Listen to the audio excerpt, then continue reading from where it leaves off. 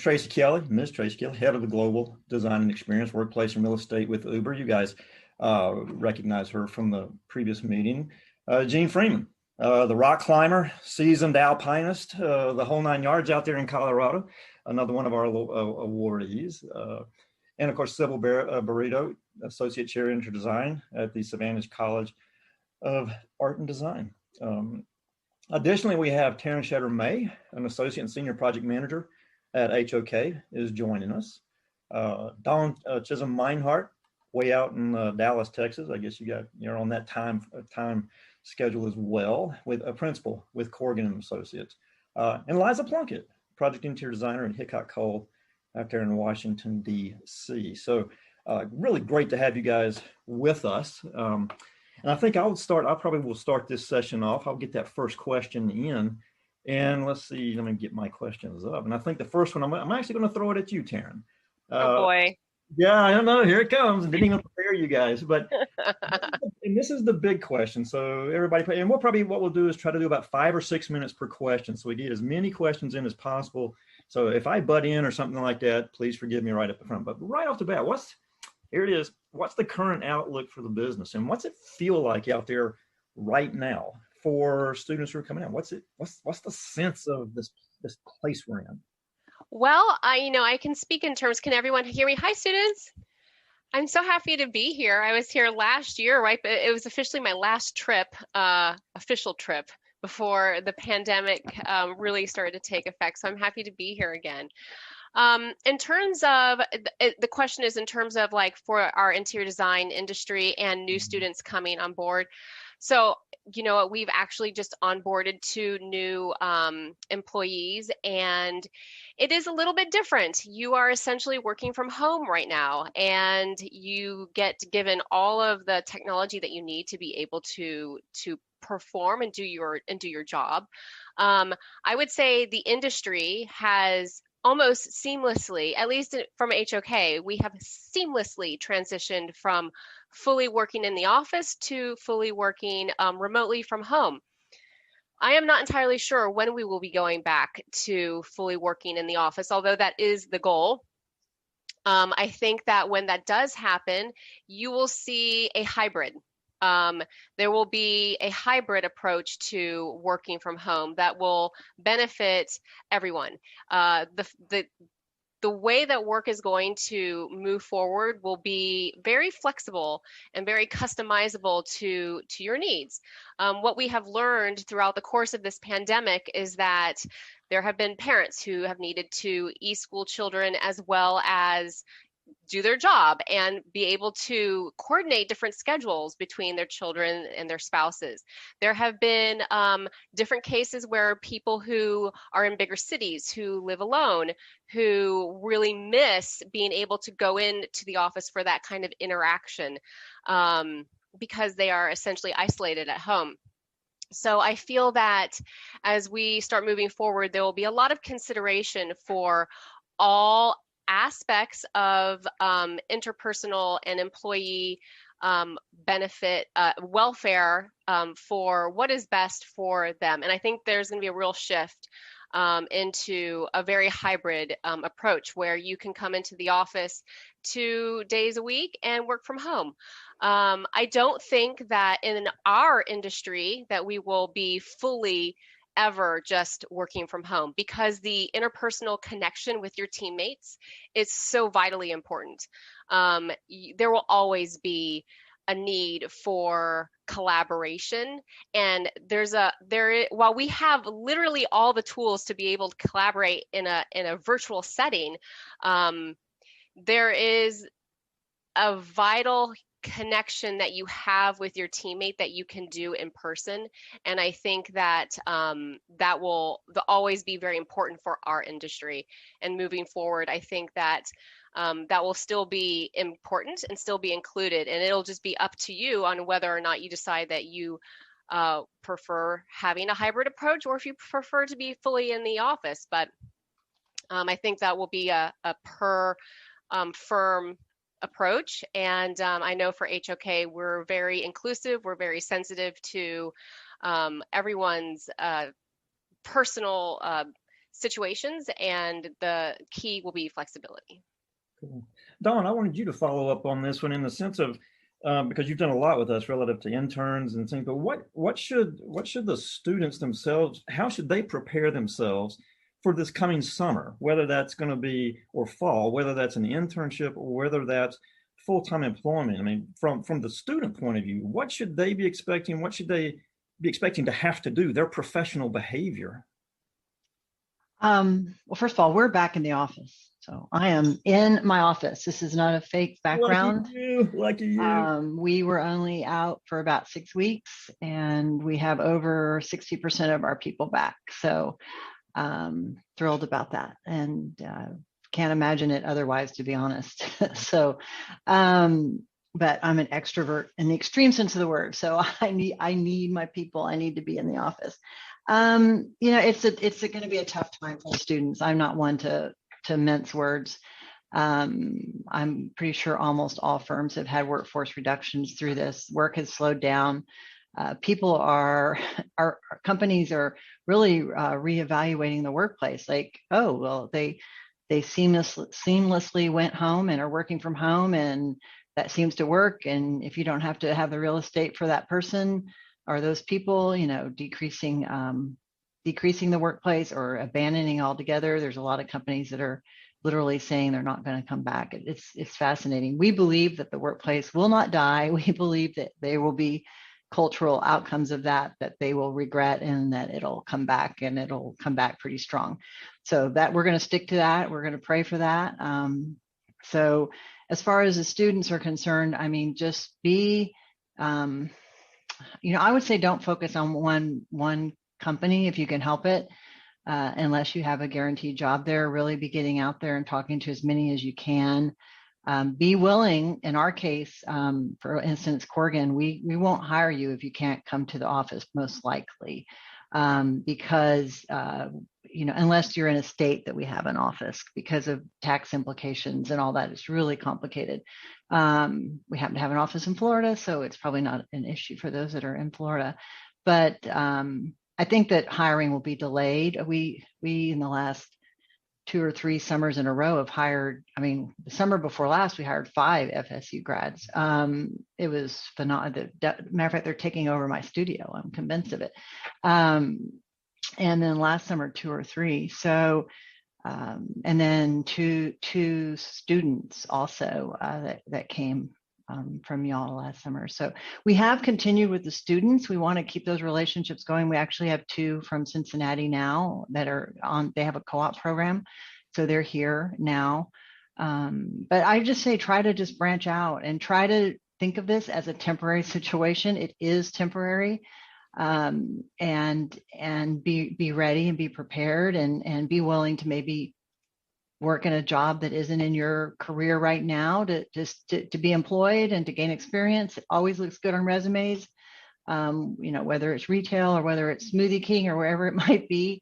If the jobs aren't there, I don't anticipate hiring near as many as I usually do each summer, but I do hope to hire. We believe in fresh talent. It keeps us smarter, keeps us better.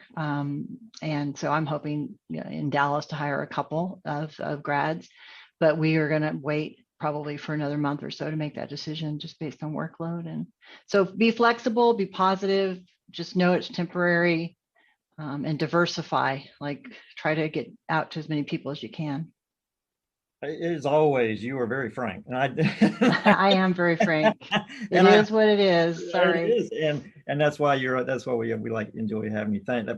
And Liza, I wanted you to follow up on that, and literally at the risk of putting both shoes in my mouth, coming from the younger side of things, what would you advise us, man? How should students prepare themselves, and how should they present themselves from your point of view? I mean, you've had the ability to move in somewhat recently into a new format, but what do they need to bring to the environment, this new hybrid, whether it's online or offline?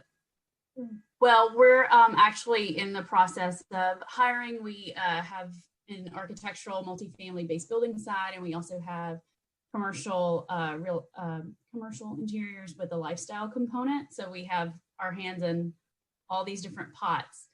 But the thing that we're really looking for in the freshman talent that's coming through is someone that's able to communicate effectively over the digital media. Their portfolios are showing their best work. You're just out there. We want to know, like for DC, it's an expensive East Coast city. Why Hickok Cole? Why DC? Why this area? We're looking for like fire in the belly of like, why you want to do this.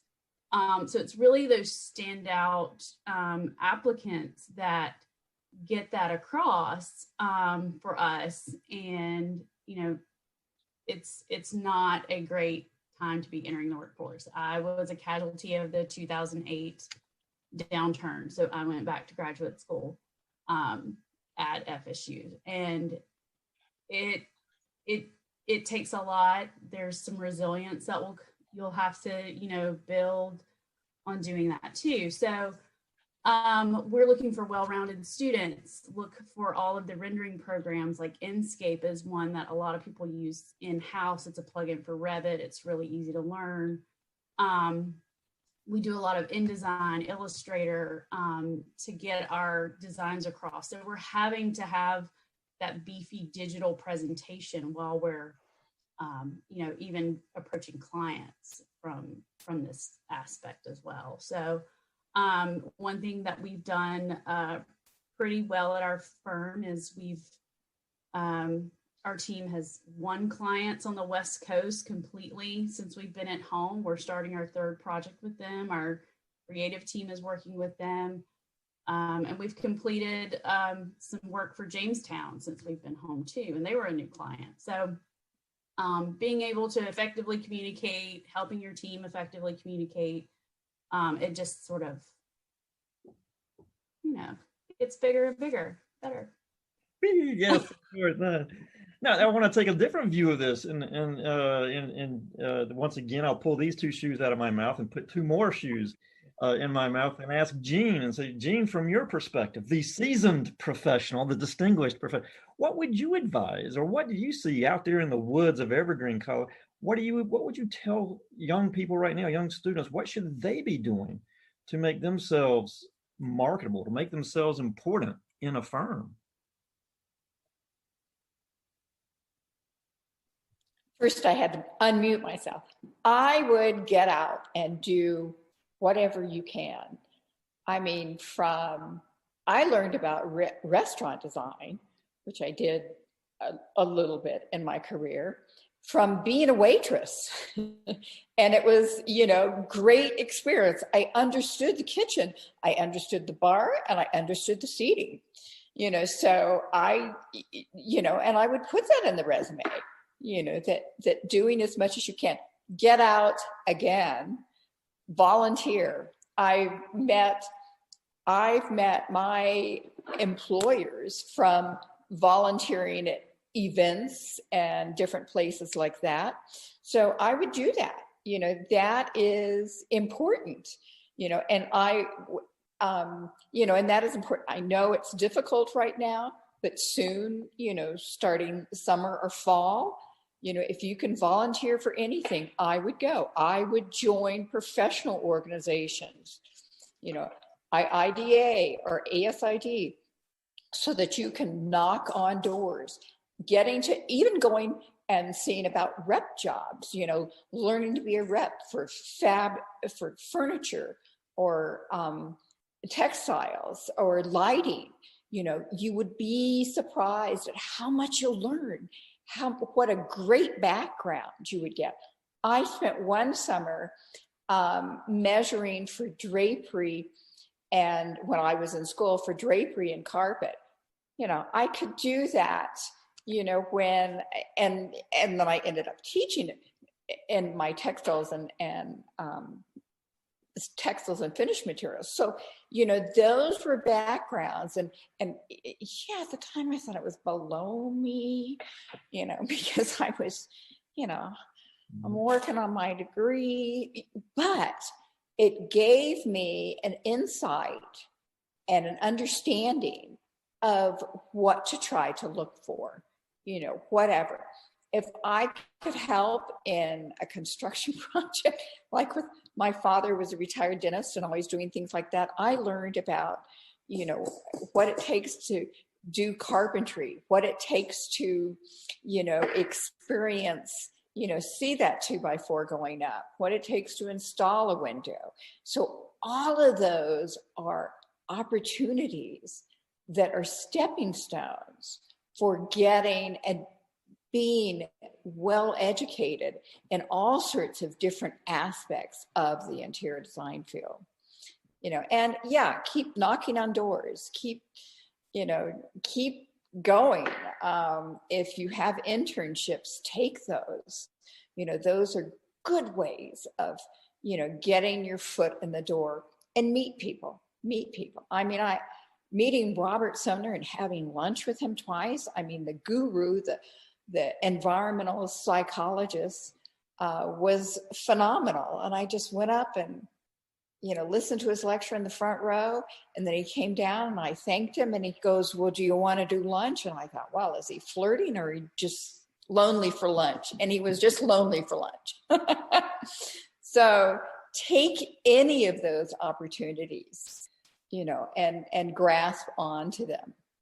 Excellent. That's really good stuff. And what I mean by that is I hope students are really taking a look at. We're getting to 1 or 2 student questions, and I would definitely get to those, but I want to keep moving a little bit. But so, Tracy, I wanted to ask you a question, Tracy, following up on that notion of internships that Jean made a reference to. What thinking back on your internship, what was it that you did, or what do you remember from that internship that was valuable, that was memorable, that was relevant to what you're doing now? Yeah, I'm also going to piggyback off your last question too, because inside your internship, and even in this time where we maybe are, it's a little slower start, it's a great time to get good at some new programs.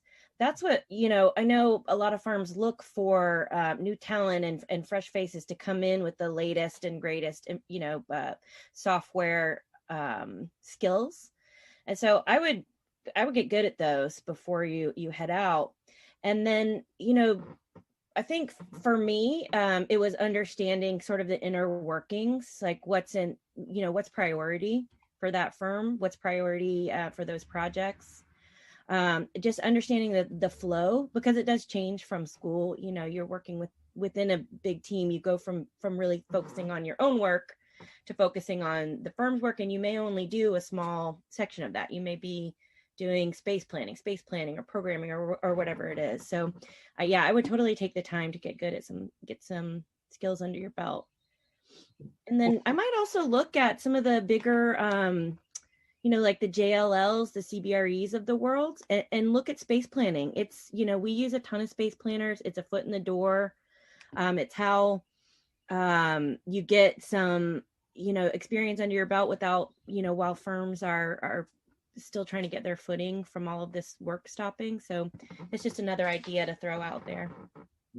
And some of that CBRE is, CB Richard Ellis, they're big developer group, big groups. So don't think it's always a design firm. It can be a developer group. It could be, laterally in our industry. That's great. So I wanted you to follow up on this from the educator point of view. You're a teacher, you're an educator, you're in the classroom, you're hearing all this stuff. What are you telling people? What are you telling your students at SCAD? I mean, how should they get themselves ready here? Oh, hang on, you're muted. It's always the professors that. Yes, I can't find the button. I'm turning things on and off. One of the things we're sharing with students is that it's important to differentiate yourself. That your portfolio, your resume really has something that distinguishes it from others. Whether it's you're highlighting elements of volunteerism, that you've been involved in a social justice project, whatever it may be, that little piece can help move your resume forward. Now, one of the things that happens today is that, it's like robo searching, right? So you need to make sure that if you are applying for a position, that maybe the initial search is a robo searcher that's looking for all the keywords in your resume. So it's important that when you are writing your cover letter, writing the resume, that it actually addresses all of the key elements for the position that you're or searching for or applying to. Because if it's a robo search, your resume may get thrown out right away because you haven't met all of those keywords to identify that you would be a good candidate for an entry-level position as a junior designer. But I think another thing that what we've been doing is we've been bringing in experts from the field, bringing them in to talk and review resumes, portfolios, and get an opportunity for students to have their projects reviewed, their portfolios reviewed, and get some feedback. And I think that is kind of that connectivity that helps. But most importantly, like we've heard now, get your toolbox of skills up to snuff, right? If you've got time. I believe it was just at the end of last year with Well, you could pay half the amount to sit for the exam. So these are things that will help differentiate you in your in the review of your resume and your experience. So I would suggest and encourage, yes, get your skills up to speed, and then also any kind of accreditation opportunities like Well or LEAD, NCIDQ, especially as seniors, you can take that first part, IFDX. I'm a part of the writing committee. So that is an opportunity to, as you're about to graduate, say, and looking for that internship, you've already got that under your belt saying, oh, I'm sitting for the exam. This is something that one of our, I did a panel with NCIDQ, and one of the things they said is put that on your resume that says, I'm sitting for the exam and I am already registered and on my way. And believe it or not, people have found that to be something that causes people to look again at your name and where you've gone to school and your experiences. Cool. Use all of it as an opportunity. Yeah, no doubt. It's all about breadth. I mean, sometimes it is depth for sure, but it is breadth as well. So here comes a question from a panelist to a panelist. So Dawn was wondering, Tracy, just how do you feel about the value of the workplace and if Uber will actually return to the office in the same way as pre-COVID? Yeah, it's something that we talk a lot about, especially with the brand new headquarters that's just being built and no one's using it. Pre-COVID, we did one-to-one seating, meaning an assigned desk for every employee. We did a bunch of surveying employees at that point to really understand what works and what doesn't, right? And then we applied that to the design of this particular campus. And so I think we got a lot of things right, honestly, in terms of what is coming and, lots of social space, connection to outdoors, health and safety sort of focused. But we're still grappling with what does hybrid look like? And to touch on Taryn, and I think Dawn's point, it will be hybrid. We've just proved, not Uber, but everyone, that this work can be done from home. It's a hard time to drag those engineers that love to live in a cave with 50 million monitors back into the office. But the pendulum is swinging. People are ready for connection. It's hard to collaborate over Zoom. You end up, with Zoom fatigue. I sit on a Zoom call all day. And it's hard to really get that sort of connection, that 5-minute quick conversation with someone that gets your question answered. So I really do see it coming back, either a couple days a week or more focused on community rather than individual, more we versus me. Good. You made reference to Taryn there, and I think that's getting one of the questions from our students to that end relative to internships. Taryn, the question is, what does a remote internship look like at HOK, and what does that student need to be prepared for to succeed in that opportunity? So we haven't had necessarily remote internship yet, but we have done remote onboarding because we have hired, and as our workload is picking up, it's the onboarding of new employees remotely that has been interesting and new as we've been kind of navigating this together. So basically, you get all of the equipment that you need for support in your house, and that can be extra monitors, certainly an HOK laptop. And then you go through the onboarding process, obviously virtually. There have been many instances where, we have people who need to come into the office and get supplies. So we get permission to go into the office, and you can go and pick up an actual task chair. Bring it home. You're allowed to do that. Get whatever supplies that you might need, and then you work with your team. So HOK, we use Microsoft Teams for all of our collaboration. We do a lot of WebEx as well for clients who may not necessarily be on Teams. We do a lot of collaboration, especially in the interiors department, with a new app or a new software called Concept Board. I don't know if you guys are familiar with it, but it is a great way to collaborate virtually with teams, and everyone can get in at the same time, and you can see each other within the board moving things around. So it's a lot of virtual, and so far so good. It's but the key is really making sure that you're constantly in communication. We have a new designer who came on in January, and I tell her all the time, if you have questions, call me. We can video chat. I do e-learning with my son, but I always have my phone with me, and I have my app, and I'm constantly on it, being able to be available for questions at all times. And I would say, as students, one thing that you should be prepared when you do graduate and you get hired, you should find a mentor or someone who you feel a connection with immediately, and beat a path down to them all the time with questions. I can't stress it enough. Don't hesitate to ask questions to learn. It's so important. So don't be shy. Constantly reach out to people within the organization to help you. It's a learning process, I'll say that, but we have been, HOK is so great and so flexible. It's been really fantastic. And there have been instances where people have needed to come into the office for whatever reason, and it's just that we're not fully in the office. In fact, you're really not supposed to be working in the office unless it's something that's absolutely necessary. So it's flexible that way. But sure. And I'm not sure who to throw this question to, because it moves from the internship piece to maybe full-time hire. But we're very fortunate here at Florida State to have a good, diverse body of international students as well. So, I mean, what's it like? What's the chance for a non-citizen student to be hired in your company? And we could start with Dawn. How are they looked at? As far as U.S. citizens, international citizens, how's that working? How do you guys do it? Well, I feel like I need HR on the phone for this one.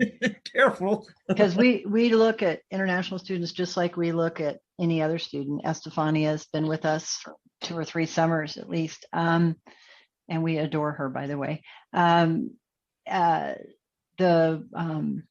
firm, if it's a quality person that we want to hire, the firm permanently, students easy. And actually that internship piece, like, so when we hire you and you haven't sat for the full exam and you're not licensed and you're considered an intern, that buys you a little bit of time to make sure that that's the person you want to invest in. It's not necessarily an inexpensive process. The firm has to pay for that sponsorship or what. I don't know the exact words. I've got 3 or 4 on our team that we've been through that with. So it doesn't really weigh in until, it's time to actually go through that. And we've never lost anybody because of that process. If they've stayed with us, it means we want them and we're going to keep them. I mean, all these panels that talk about diversity, I mean, we want different cultures. I think there's 40, I don't know how many languages there are in the world. I'm sure there's hundreds, but we tout that there's 47 languages speak at Corrigan. I don't think is there that many? I guess there is that many languages, but or dialects maybe, but it's fascinating. Yeah, and we value that, and it makes for better design and better culture for sure. Excellent. Excellent. Question for Tracy out there. How do you find that working as a designer for a company that isn't necessarily a design firm differs from architecture and interior firms? Yeah, good question. So it does change, right? You move from working, potentially on several different projects in several different markets to focusing on, one company, one a set of requirements. But what it does give you, and what you do apply all the time, is the design thinking process. So developing standards, understanding how to further productivity, how you're going to evolve the workspace is all along the same lines. We're always looking at programming, CSAT programs, which is, customer experience and understanding what works and what doesn't. It is ongoing. So I felt that when I first moved. I was like, oh, I just got so good at Revit, and now I'm gonna, never touch Revit again. And thankfully I don't touch Revit anymore. But it's just a different set of it's a different path, but still in the design industry. I oversee now. I'm the client, which is a different set of challenges. But I get to work with lots of super talented designers in every part of the world. And so I continue to learn and, get to sort of have osmosis from renders, but I can't lie. It's nice to not have to do them anymore. I think Ronnie Balazar last year was spoken the same way, that now where she is, she has actually turned into the client, which is a very interesting, which is a question for Sybil out there. One of our students has asked, is there a secret connecting with such high profile clients? You just started mentioning everybody on the planet. I mean, it's like where you live in Hollywood or something. I mean, come on. Well, I think when we think about networking, it's really that one person that you meet at every engagement opportunity. And I believe that, maybe it's a little luck, right? But I've had the opportunity to work in circles where, I feel like, oh my gosh, have I just made it? Because I'm going to be working with this particular client. But I realize at the end of the day, I'm just being of service. I'm actually just providing making their goals and requirements and outcomes met for that particular project. I'm a networker. I think that's a big part of who I am. I stayed involved with ASID when I was living overseas and came back, and I had to interview, and I love the fact that it was mentioned about mentoring. I have this mentor in LA, and she is still my mentor. And when I came back from working overseas, she reviewed my portfolio. I don't know why, but I had to interview with her. And she basically has been somebody that has been a connecting point for me throughout my career. Even today, I can call her for anything, and she will say, honey, you don't need to be messing around with this. And she guides me and tells me, stay away from this client in LA, they don't pay. But one of the things that's unique about that is if we use our resources, such as for me, it was ASID. I worked as the newsletter editor. I worked under so many presidents in the LA chapter before I became a member on the board. But one of the things I learned from those different leaders is some of them were absolutely social media savvy, and that meaning print media. I have a career fair that's going on today, so you're going to be getting me. Okay, go ahead. So networking. So ASID, I have met incredible people around the country being involved in ASID through LA, and I think building this network and then getting out there and promoting your work, branding yourself is and that's a big SCAD thing, is all about branding, all about differentiating yourself, all about making sure that when your portfolios are together, everything is branded. This is my unique identity, and this is who I am, right? Christina Bonfria, right? So one of the things is that I'm involved. I go to webinars. I meet with people every opportunity that there might be something going on with regards to, post-COVID. occupancy. And I meet people and I stay involved, and I can't help but say, I don't know if that really led me to all of these different opportunities, but I do know that it doesn't hurt, right? It doesn't hurt getting involved, not using, but leveraging those opportunities at every opportunity. Don't burn any bridges, right? So all those associations are important. Excellent. And I want to segue from that one of knowing all the people and, you know, and having to be constantly being in contact. I want to move now to Liza. What, when you don't have all that contact now, at least physically, Liza, what's it take to work at home? What from your point of view of what you're doing at Hickok Co, what's it like? I mean, you're a mom, you're a wife, you're all kinds of stuff, but you're a worker. What's it take to work from home now? A lot more than you would think. It looks a lot like being in studio. Like you're constantly trying to manage your time, manage your house, manage your child, your pets, also time for yourself.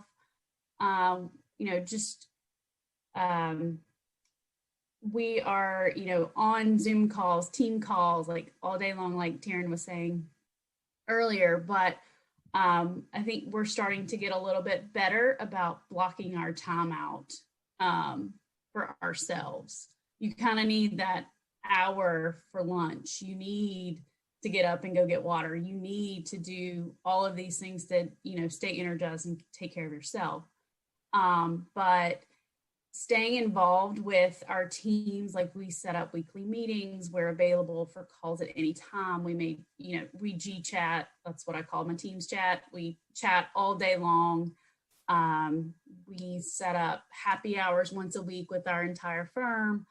Our studios in DC and our Richmond office, we have coffee together every Friday morning on Teams so we can see everybody's face and not talk about work.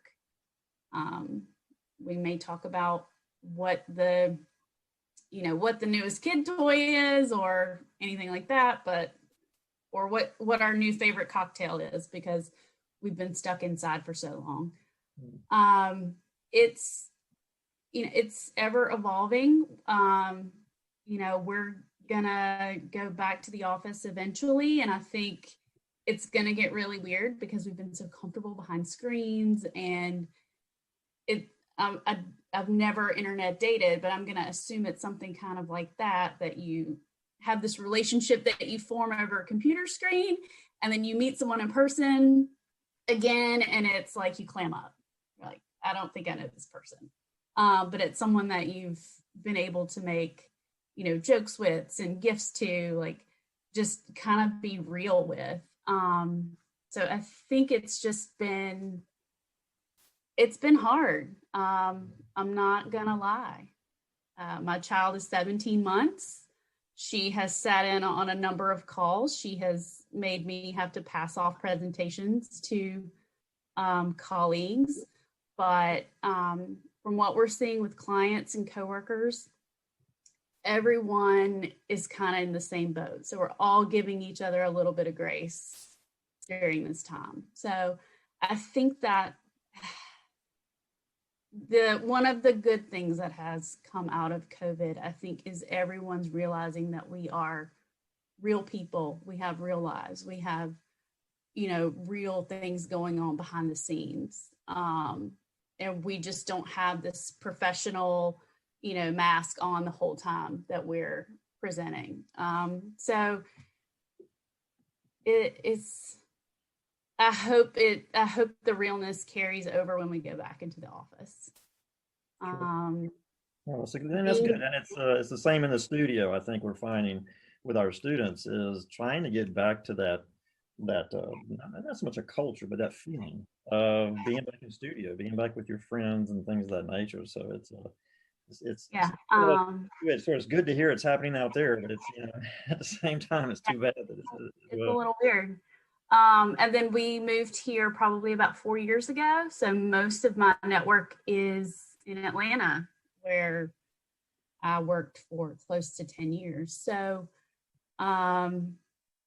having those connections, like Sybil was saying, like someone helped me get a job at a firm here in DC. It wasn't my top choice, but I also needed a job when I moved up here. So, you know, I stayed focused, did the best work I could, and then moved to Hickok Cole. Another thing that we do or try to do really well is even when we interview someone, whether it's for an internship or a staff position, that we look at it as a relationship building. Like, it may not be the right time now, but 2 years later, it may be the right time, or 3 years. I interviewed at Hickok Cole when I first came up here, and 2 years later, I started working here. So it's, and I know several other people in the firm that are that way. So also look at, you know, these interviews as, you know, making those connections and keeping that relationship going, because you never know when you may need one again, or they may need you. Sure. So I want to run down this rabbit hole just for like a couple more minutes, just 2 or 3 more minutes. But and I want to run this to Jean. Jean, you this whole idea of to some extent home ergonomics. I mean, you've been designing your homes and you've been pushing them around and trying to make them wonderful places and all that. So if you are stuck at home, now you're stuck in a beautiful place there with the snow and the blue sky, but if you are stuck at home, what are those things that we can do as our students from an internship point of view, from even right now in studio or you know, in their apartments or whatever, not necessarily on campus. What are some things, a couple quick, simple things we can do to make it better for us in our environment? Well, one of the things is I've picked up hobbies. I mean, I did 4 or 5 quilts, you know, and so that if, you know, I thought, well, I can add these to my portfolio, but I'm retired. I don't, you know, but for a student to start doing that, to start painting, I've designed quite a bit of the furniture that's in here. I would love to take one of your woodworking classes, you know, at FSU. So picking up different skills has been something that have helped me get, you know, through this, and doing things creative, you know, even doing sketches of say, you know, things like some jewelry design that I might like to do, doing things like that. And then reading, and not reading just in design, but reading history, reading travel, reading all sorts of other interesting, reading about Yellowstone, reading about the wolves, you know, and so that has enriched my life. And that, you know, I thought, well, and in my mind, I had, going up to Yellowstone, in my mind, I had redesigned some of the housing areas, you know, for them in case they ever, you know, get interested in things like that. So it's keeping myself busy, and for students, keeping yourself so that you're adding to your portfolio, you know, and, you know, with the skills on the computer. I used ArchiCAD to build this house, and then I had to keep learning the new program because it was a 1.5-year process, you know, in doing that. But so I was honing in on my ArchiCAD skills, which is an earlier version of what Revit is, you know, and, you know, so keeping those going and, you know, those great. So design things, you know, keep at that, and, you know, keep your resume, you know, and really, you know, looking through that. Magazines, I still keep going with magazines. I don't know when we can start opening up and going to new museums. One of my favorite things of doing and trying to take my students to were the American Arts and Crafts shows, so that they were seeing other ways and methods of designing. I used to go in and say, you know, I'd show my students one of my pens or something, and I'd say, see this? Wouldn't this be a great turn it sideways, and there you've got a space plan. So I was trying to get students to look at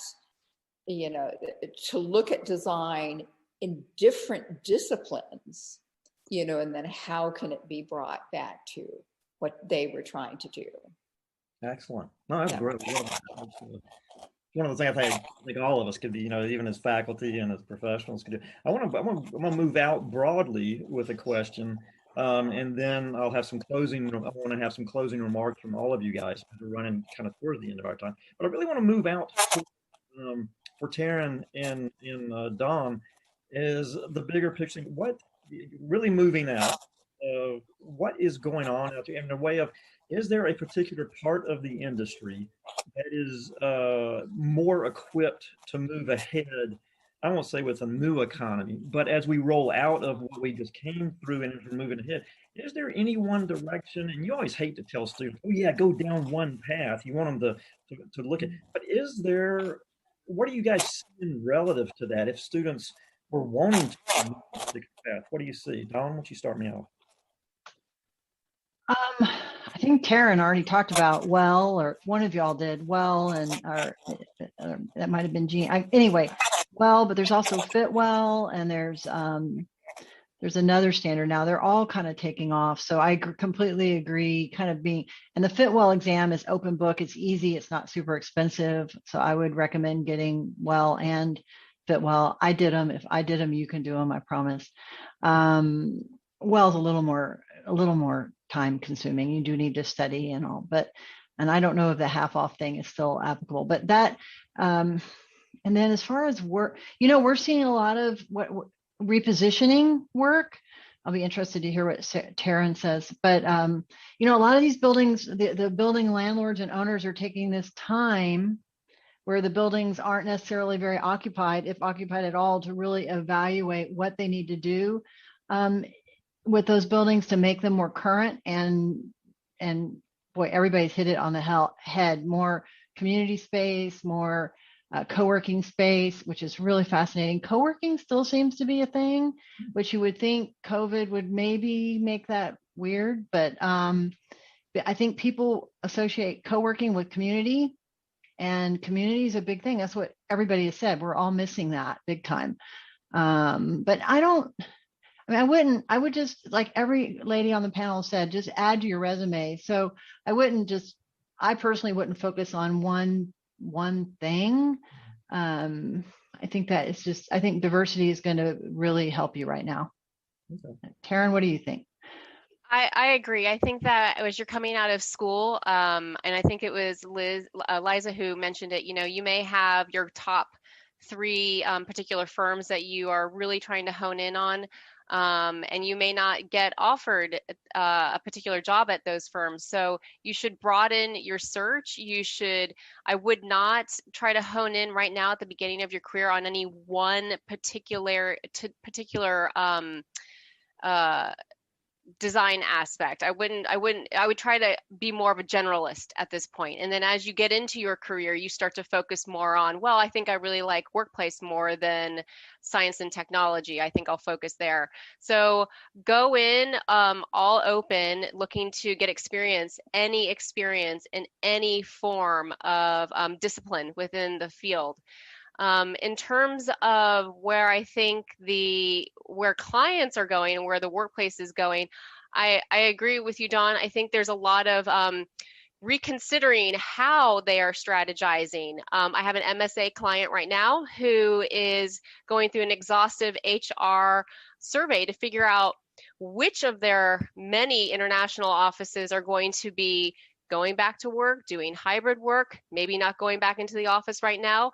I've been hearing a lot about agile hoteling, where these major corporations are not assigning desks. And I can't remember if that was you, Dawn, or if that was Liza, or maybe it's Kelly. I can't remember, but there's a lot of not assigning specific desks anymore. Mhm. A lot of agile hoteling, and that really changes how interior spaces work when you're not assigning desks. So what happens in that instance, and for those of you who may not know, you have an app. You sign into your app and you say, well, I'm working from home these days, but I want to go into the office. And you go in, you find your floor plan, you pick the seat that you want to essentially not rent, but you essentially hold for that day, and that is your desk. So it's very different. I think there is an absolute shift in what will be happening in all of the workspaces. I don't know that there will ever be a full return back to the office. I think that we are now shifting completely into a hybrid situation. And I think that there will be a lot of refocusing on how interiors works in terms of collaboration and a social hub, so that when you are at the office, your experience there is different. It's for collaboration, it's for socializing, it's for meeting with clients and vendors, and heads down work may be more of a item that you do at home. So it's different thinking, and I think it's really fancy. It's a fascinating time. It's a very exciting time, and I think that there's just a world of possibilities that are open for creative exploration of this future workplace. And one thing I wanted to add real quick that I don't think anyone has mentioned is research. So if you can show research that you've done it, you've had some product. I know research is really big right now.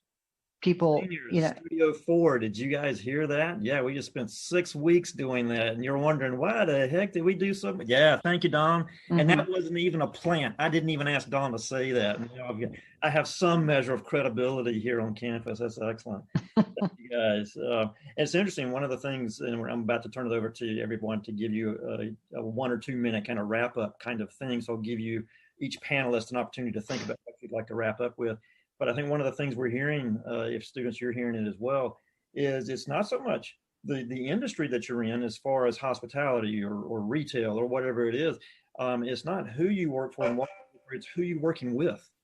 That's now it's a growing part. It's always been a part, who you work with and how you work with them. But it's even so much more critical now that, as Liza mentioned, when you get back into the office, how do you redevelop that human to human, body to body, face to face, patting someone on the back? How do you get that back? I think a lot of us, and you as students for sure, we just haven't had that opportunity to continue building that here, at least at Florida State's campus. So anyway, that's some things I'm here. So I'm gonna go backwards on this whole list, and kind of I will let you know when you commit. But Liza, give me 1 or 2 minutes of something that these students need to hear.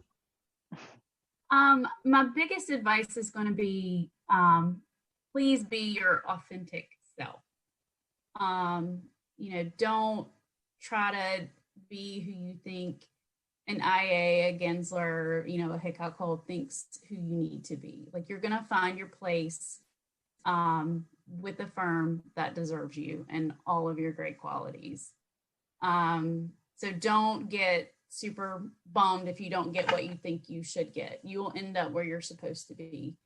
Also take the time of learning all the different typologies that you can. Like they said, do research, because if you can do research once, you can do it again for a different need.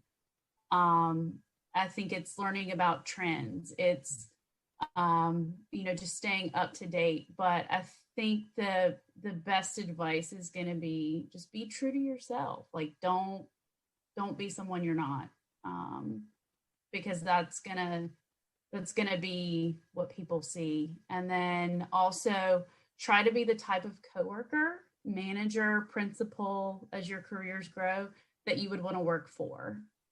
Don't be afraid to jump in once you get at that level of your job. Don't be afraid to get into Revit. Don't be afraid to jump in and do door schedules, which are horrible. Totally are. or restroom calculations. Like, go in and just be that big team player, because that's gonna get you far in this field. Excellent. Perfect. Thank you so much. Karen. What would you get? What's your 1 minute, 2 minute piece of advice?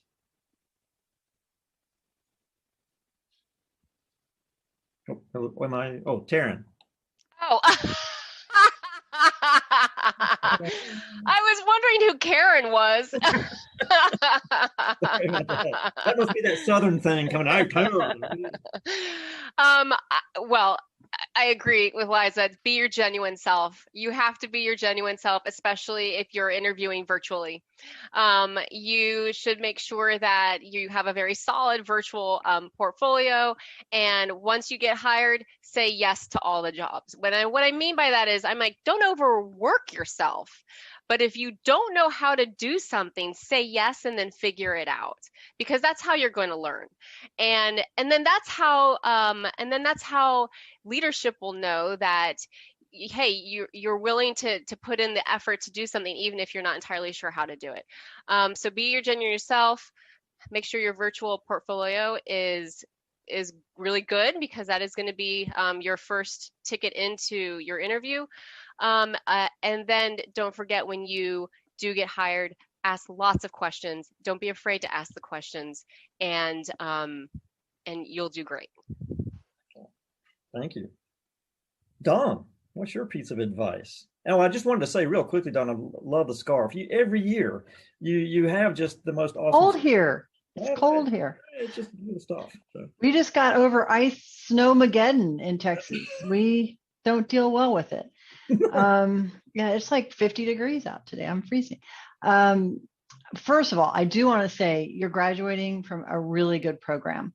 I don't, at my tenure in a firm and position, spend a lot of effort recruiting. There's 3 schools I focus on, and yours is one of them. And literally the last 2 or 3, probably the last 3 years, we've hired more FSU grads than I'm talking about in our studio than any other program. So that, number one, should give you some confidence that your portfolios are going to already, just because of your program, be a step above a lot of other portfolios. I completely agree with the whole authentic business. I mean, just can't, you come to something like this and you hear all this advice and you start going, okay, I'm going to do all these things. I mean, don't go down rabbit holes that don't feel genuine to you, for sure. I always, this is going to sound a little bit crazy. You need to be memorable. And that doesn't mean like do something insane, like wear a stupid hat, or it isn't professional. But I think even more with the virtual, I'm going to, for the first time today, this afternoon, in an hour, I guess, I'm going to do virtual interviews. I've not done virtual interviews. It's going to be very, I have for like key positions over the years that we were hiring that weren't local, but so somehow making that connection, being personable. And then I'll tell you, it's interesting with the virtual, everybody said it, Zoom fatigue and all that. Trying to show things that aren't just so just all Revit based and all so programmatic. Like if you're a photographer, if you're a sketcher, if you can hand draw, always is. I remember when I first started in the profession and Revit was or it wasn't even Revit then, it was AutoCAD. It was a new thing. It was like, seeing something drawn on AutoCAD was so cool because we were drawing everything by hand. Now it's just the opposite. It's like seeing somebody's work that they can actually draw is like immediate, like you stop and you notice, or paint or make jewelry, all those things that you said. And then last but not least, I tell you guys this every year, write a handwritten thank you note. And in that note, make it clear that to every single person you talk to, if you can, make it clear that there was a connection, something unique about that, loved your scarf, whatever it is. Hopefully more about what you talked about. But I really think, people tell me that's because I'm my age and that's important. I think it's important. My youngsters out here tell me when they get something from me that's handwritten, it's meaningful. We're already so virtual. Everything's on the screen, email. It's just like, that makes a big difference to me. I don't know, like personal touch. I think that's a key. I think, that everybody's touched on is this notion of that rediscovering that personal touch and reconfirming it. That's awesome.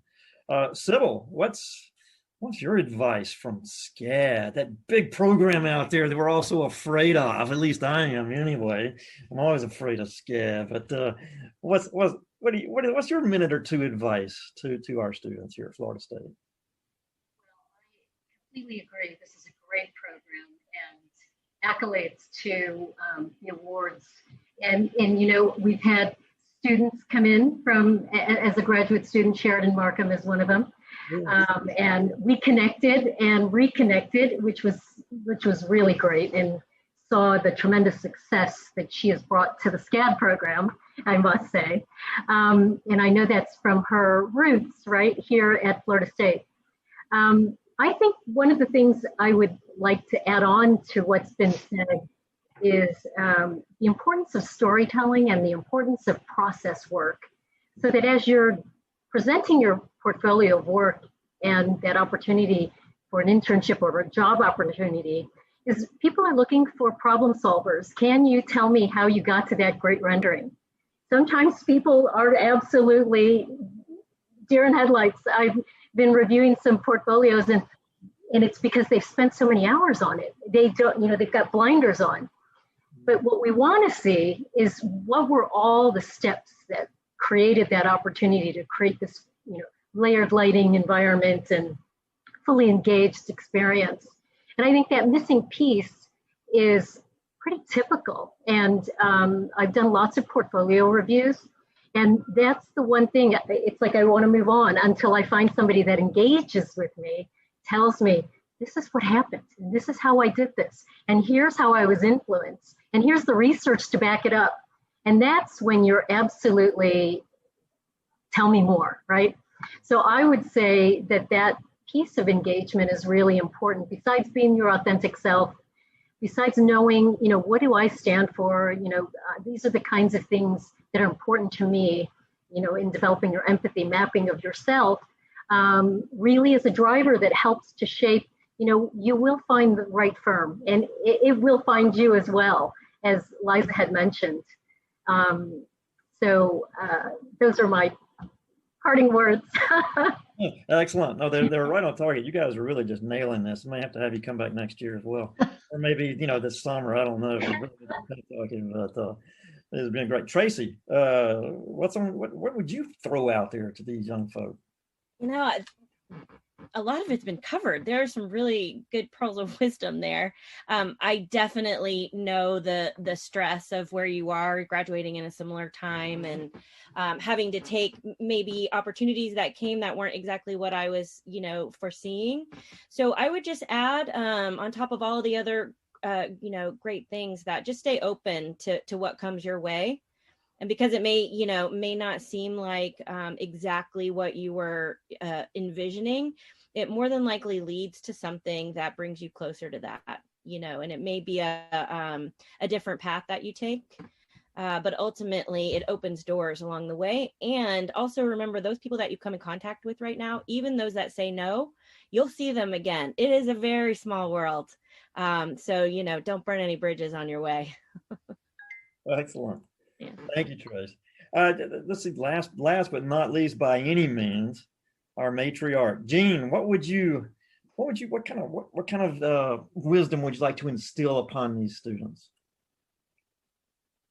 Oh, let's see, unmute. Hang on. There you go. There. They've talked about the portfolio. You prepared that. You're showing that. You've written the letter with all the specifics of that firm that you can reach into. And then the day of your interview, it's showtime, okay? You need a positive, enthusiastic presence. Dress up, in your to the nines. Have that smile. When you when you walk in with a smile, you can make other people smile. And it's just contagious. I know I always have a Cheshire smile cat face on. And I walk down the streets and people smile at me, and I guess I haven't changed my hairdo because people remember me when they've met me. And Jill did mention my enthusiasm, my energy. And that's what people want to see. And the yes, I can do that. Yes, I can do door schedules. I even hated doing it for this house. And yes, I can change all the lighting and get it half price. Take it down. Yes, we can do these things. I know how to do an electrical layout, where, we can, it's going to be that enthusiasm. It's going to be that, you're so glad to be here. And when you pump yourself up, it does make the day go wonderful. It does make the interview go wonderful. And it gives you that confidence. Look at yourself in the mirror and smile. Okay. And, you're supposed to be yourself. Okay. But smile at yourself and be positive. And you're going to make a great impression, not only with your portfolio, but with your personality. And people like personalities that they can work with. That's my advice. Wow. I'd send that around campus. Push that around the entire campus. So that would be a good thing. So, well, all right. Well, that kind of brings us here to the tail end of this particular thing. I really want to take this time to thank the panelists. It was fun. I really, just a lot of enthusiastic answers. One of the things I really enjoyed as well, and I hope the students took away, is this notion of being who you are, of being a person, being the human in this kind of non-human world, the high touch among the high tech. I think that was wonderful, and for students to be able to develop into those kinds of persons. So I want to additionally, from the larger picture of things, I want to thank Lindsay Schiller and her team at the Career Center. Behind the scenes, I'm sure our panelists and our awardees, you got plenty of emails. I know that. We've been back and forth, but it was wonderful what the Career Center has been able to do for us on this in our fourth career fair. So I did it. And Dean James Frazier, we really appreciate him being part of this, and the support of the college is incredible, as well as Jill, Dr. Podley, just really behind our program. And in our alumni council as well, advisory board, advisory council. I forget what we call them now. I mean, the university says we have to call them a certain thing. I think it's advisory council. But what a wonderful bit of support that our program receives from our professional community, from our alumni, and from the college and the university. So really, thank you for all of you who have chosen to take the time and make an effort to shape not only yours, but others' spaces in others' lives. So thank you for that. And for now, I think what I'm going to do is turn it over to Lindsay. Lindsay, you are going to kind of usher us into this next thing this afternoon after this break. Hi, everybody. I'm Lindsay Schiller. I am the career liaison for the College of Fine Arts and the College of Music. Thank you for joining today. Excited to have you all. Recruiters too, excited to see you back this afternoon. Students, hope you took notes today. Definitely talk to those recruiters about some of your questions from this session. That would be awesome for this afternoon. And if you're blanking for a talking point, definitely talk about what some of these speakers said today. Shows recruiters that you were really listening well. So that's great advice for this afternoon. But I'm going to be sending out all of the recruiting links in the next 20 minutes. I'm checking my watch. If you do not have an email from me at 12:22, then I want you to email me directly so you make sure that you get your links for the afternoon networking. And I'm going to put my email in the chat again. You should have all of my email information on other documents. But if you have any questions, I'm going to stick around for a couple more minutes before I depart. But yes, you should have that email by 12:22. Otherwise, email me directly to get your links, okay? You're a hardworking woman, Lindsay, and thank you, Professor Dawkins, and to all the other panelists. It was great being on board to chat and get your insights as well. Cool. Thank you, everybody. Enjoy your lunch wherever and whatever it is.